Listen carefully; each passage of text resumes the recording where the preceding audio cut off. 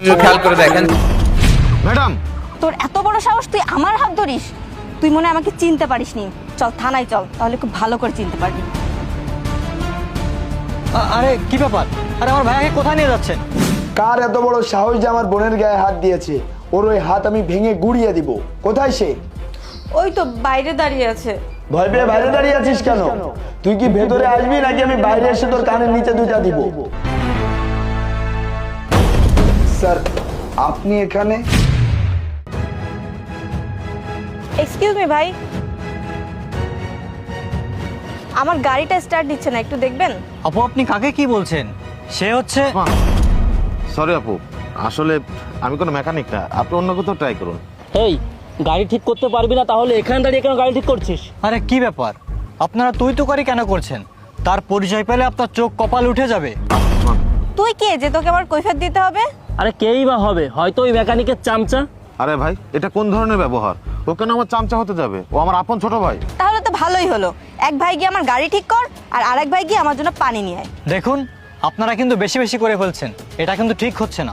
এই চুপ কর, তোরা কাকে কি বলছিস? তোরা ওর ভাইকে চিনিস? ওর ভাই একজন পুলিশ অফিসার, ও যদি এই কথাগুলো ওর ভাইকে বলে তোদের চামড়া খুলে লবণ লাগাবে। এই আপনারা থামুন।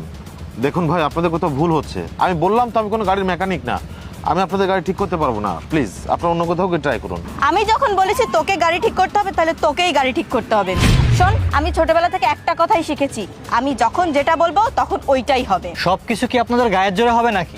আমার ভাইয়া বলছে আপনাদের এখান থেকে চলে যেতে, না হলে কিন্তু এর ফল ভালো হবে না। এই ভালো হবে না মানে? তুই কি করবি? ছোট লোক কোথাকার। ম্যাডাম, এবার কিন্তু আপনি ধৈর্যের সীমা ছাড়িয়ে যাচ্ছেন। এক্সেস কোনো কিছুই ভালো না। তোর এত বড় সাহস, তুই আমার হাত ধরিস? তুই মনে হয় আমাকে চিনতে পারিসনি। চল থানায় চল, তাহলে খুব ভালো করে চিনতে পারবি। আরে কি ব্যাপার? আরে আমার ভাইয়াকে কোথায় নিয়ে যাচ্ছেন?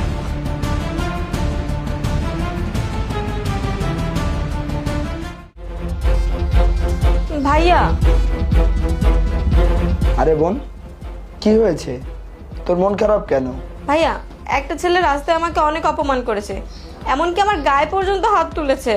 কার এত বড় সাহস যে আমার বোনের গায়ে হাত দিয়েছে? ওর ওই হাত আমি ভেঙে গুড়িয়ে দিব।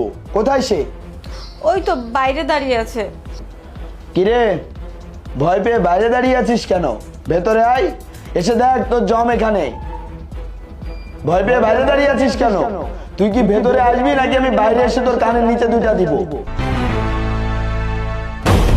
স্যার, আপনি এখানে? স্যার, বাইরে যে আপনি দাঁড়িয়েছেন এটা জানলে কখনোই গলা উঁচু করে কথা বলতাম না। স্যার, আমার ভুল হয়ে গেছে, আপনি আমাকে ক্ষমা করে দিন। ভাইয়া, তুমি এসব কি বলছো?